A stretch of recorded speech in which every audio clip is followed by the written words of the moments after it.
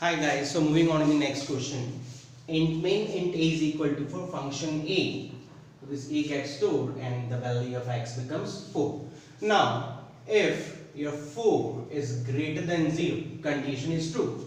And all three statements are within the scope of this if statement. So when this condition is true, this also gets evaluated. So function minus x, value of x is 4, so this becomes 3. Printf x. So we are printing the value of x, so 3 gets printed here, and then function minus x, so x is 3. So now x becomes your 2, right? So first this function f minus x becomes your 3. Then you are printing that x, and then again you decrement, so minus 2. Now before this gets printed, you will have to call this function. So when you call this function, you have 3 greater than 0, condition true, so this becomes f of 2, right? So this becomes f of 2, 3 greater than 0, minus x, f of 2. Then your 2 gets printed, and this is your f of 1. When you call this function 2 greater than 0, condition becomes true. So this becomes f of 1 gets printed, and this becomes f of 0.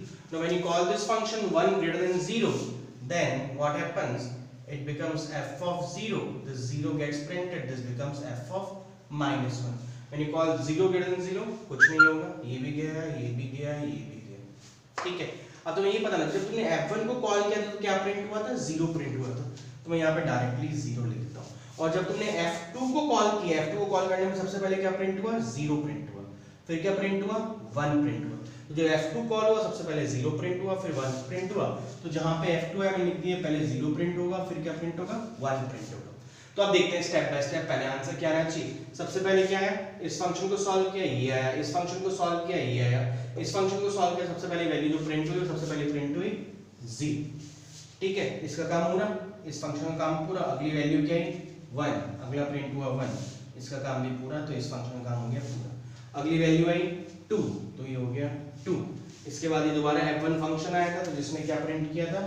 0. इसका काम भी हो गया, इसका काम भी हो गया, इसका काम भी हो गया. अगली वैल्यू क्या है? 3. अगली वैल्यू इसके 0 1. तो दिस इज द आंसर. अच्छा क्वेश्चन, राइट? अब सोचो, अगर मैं इसी क्वेश्चन में थोड़े स्लाइड चेंजेस करता हूं और चेक करते हैं कि आंसर क्या है. इसका आंसर ये है. अब मान लो अगर मैं इस क्वेश्चन को चेंज करता हूं थोड़ा सा, और अगर मान लो मैं यहां पे लिखता हूं कि फंक्शन, सपोज मैंने लिखा x माइनस 1, और यहाँ पे भी मैंने लिखा सपोज x माइनस 1. क्या चेंज होना चाहिए? पहले था x माइनस x माइनस का मतलब क्या होता है? x is equal to x minus 1. पर यहाँ पे x is equal to x minus 1 नहीं. तो जब ये फंक्शन कॉल होगा, तो यहाँ पे क्या है? f4 greater than 0. ठीक है, कंडीशन हुई ट्रू, में नीचे आया. ठीक है, 4 ग्रेटर कंडीशन तो ये है. फंक्शन x माइनस 1, 4 माइनस 1 कितना हो गया? 3. और मैंने यहाँ पे x प्रिंट कराया. इससे पहले वाले एग्जांपल में यहाँ पे x3 था, बिकॉज वो x माइनस था. जब भी x माइनस होता है, इसका मतलब होता है x is equal to x minus 1. ये चेंज वैल्यू आपने फिर से x को असाइन कर दी थी, पर यहाँ पे सिंपली लिखा हुआ है x माइनस 1.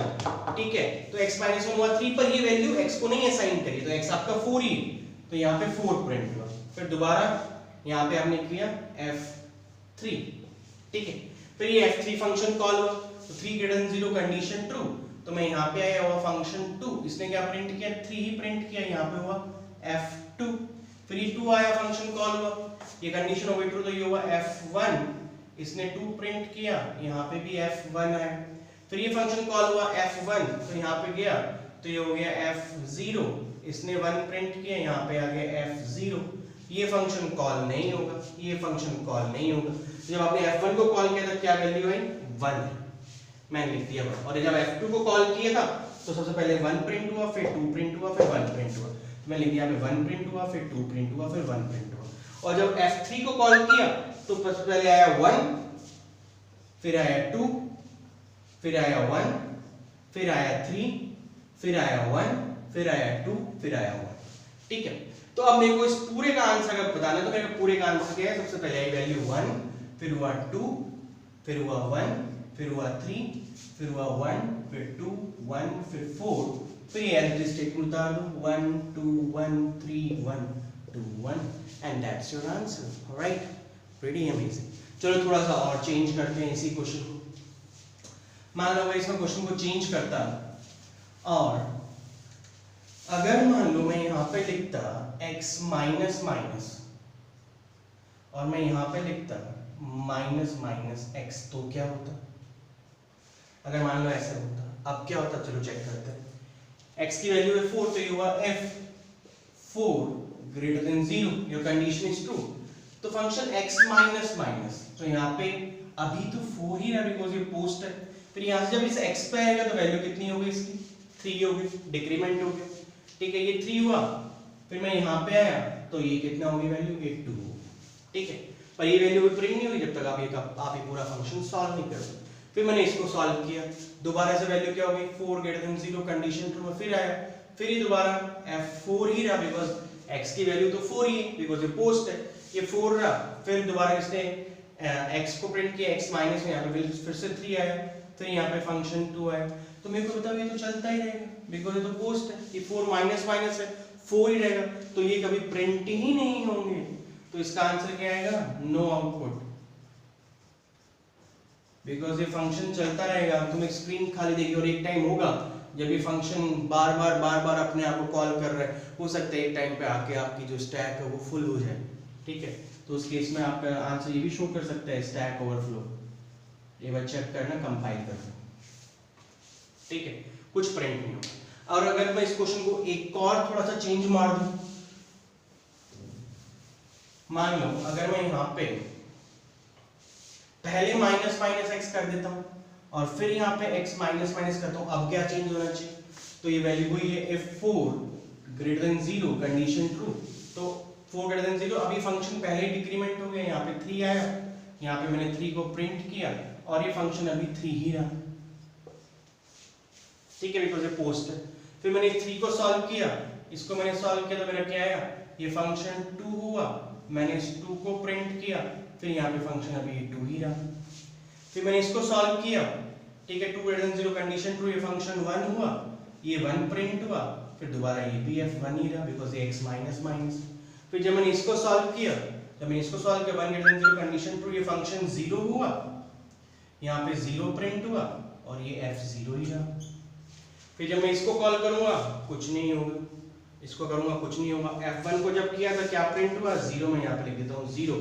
f2 को कॉल किया तो क्या प्रिंट हुआ? 0 1 0. मैं लिखता हूँ यहाँ पे 0 1 0. f3 को कॉल किया था इस पूरे फंक्शन को तो क्या प्रिंट हुआ?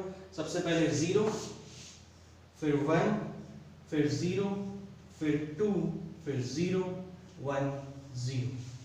ठीक है, तो आपका फाइनल आंसर क्या आना चाहिए? सबसे पहले प्रिंट हुआ 0, इसके बाद प्रिंट हुआ 1, फिर प्रिंट हुआ 0, फिर आया 2, फिर आया 0 1 0, फिर आया 3, फिर आया 0 1 0 2 और उसके बाद 0 1 0.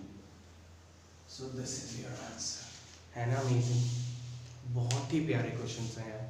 गाइस थोड़ा सा फोकस करो यार, पढ़ना स्टार्ट करो. ठीक है, बहुत ही ज़्यादा इंपॉर्टेंट है. और रिकर्शन जब तक नहीं आएगा ना तब तक तुम डेटा स्ट्रक्चर स्टार्ट नहीं कर सकते. लाइक ट्री के प्रोग्राम्स बना नहीं सकते बिकॉज पेपर में ऐसे ही क्वेश्चंस आते हैं. तुम कॉम्पिटिटिव प्रोग्रामिंग नहीं कर पाओगे, तुम डीपी नहीं कर पाओगे, तुम ग्राफ्स नहीं कर पाओगे. ठीक है, तुम कभी नहीं सोच पाओगे क्वेश्चंस को